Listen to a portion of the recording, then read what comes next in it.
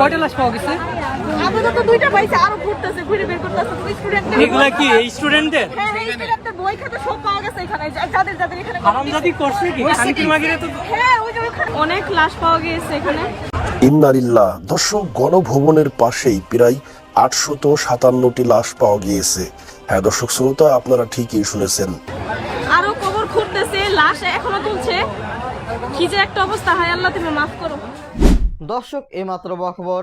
দর্শক, এবার গণভবনের পিছনে পাওয়া গিয়েছে ছাত্রদের অনেকগুলো লাশ এবং তাদের ব্যাগ সহ।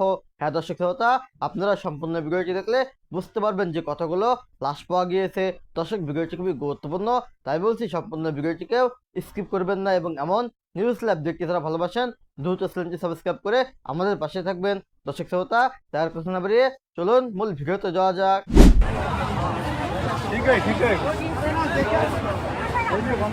লেভেল উপর তুমি এখানে দাঁড়াও, হ্যাঁ যাও না। অনেক অনেক লাশ পাওয়া গিয়েছে এখানে, আরো কবর খুঁড়তেছে, লাশ এখনো তুলছে।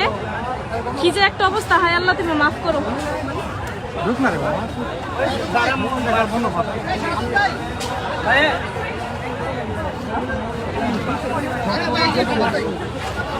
লাশ খুঁড়ে ওদের উঠানো হচ্ছে।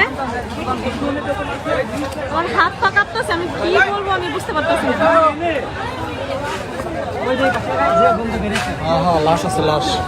অনেকগুলো লাশ বের হয়েছে, ওই যে ওইখানে অনেকগুলো লাশ বের হয়েছে, বই খাতা সবকিছু পাওয়া গেছে এখানে।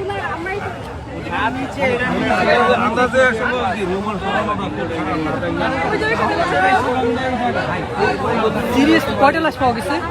আপাতত দুইটা পাইছে, আরো ঘুরতেছে, ঘুরে বের করতেছে। স্টুডেন্টদের এগুলা কি এই স্টুডেন্টদের হ্যাঁ, এই স্টুডেন্টের বই খাতা সব পাওয়া গেছে এখানে, যাদের যাদের এখানে হারামজাদি করছে কি শান্তির মাগিরে তো হ্যাঁ, ওই যে ওখানে অনেকগুলো ছবিও তুলে নিয়ে গেছে ভাইয়ারা। আরে আবু বকর এই উইয়ে ওই বেটা এখানে গণকবর দেওয়া হয়েছে ছাত্রদের, বই খাতা ওদের সব পাওয়া গেছে। কিসের গন্ধ এটা?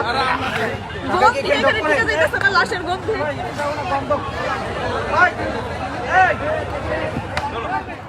দর্শক, আশা করি আপনারা সম্পূর্ণ ভিডিওটি না টেনে দেখেছেন এবং এই ভিডিওটি থেকে আশা করি আপনারা অনেক কিছু বুঝতে পেরেছেন। এই ভিডিওটি থেকে আপনাদের যদি কোনো মতামত থেকে থাকে তাহলে আপনাদের মূল্যবান মতামতটি অবশ্যই কমেন্ট বক্সে জানিয়ে দেবেন। আজকের ভিডিওটি পর্যন্তই, দেখা হবে আবার কোনো পরবর্তী ভিডিওতে।